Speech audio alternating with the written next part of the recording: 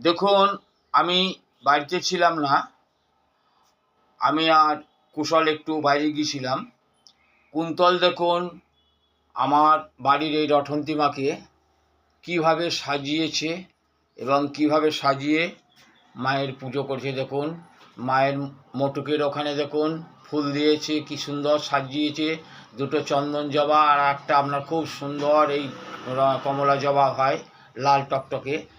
আর ফুল ছিল প্রচুর, এক পাটি আপনার জবা। সেই জবা দিয়ে দেখুন সকালবেলা উঠে মালা গেঁথেছে, মালা গেঁথে মাকে পরিয়েছে এবং পুজো করেছে, দেখতে পাচ্ছেন। আর দেখুন, মন্ত্র হয়তো জানে না, যেটুকু জানে বা যেটুকু মানে আমি শিক্ষা দিতে পেরেছি পুজোর ব্যাপারে, সেটাই ও করেছে। আশা করি মা এতে সন্তুষ্ট হবেন। এবং আপনারা দেখুন মাকে কি সুন্দরভাবে সাজিয়েছে।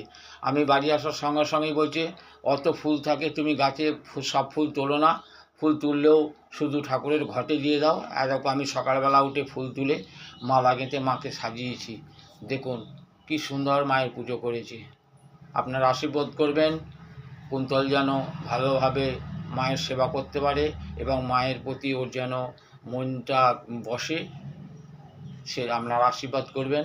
আজ এই পর্যন্ত, সবাই ভালো থাকবেন। জয় রটন্তী মা, জয় রটন্তী মা, জয় রটন্তী মা।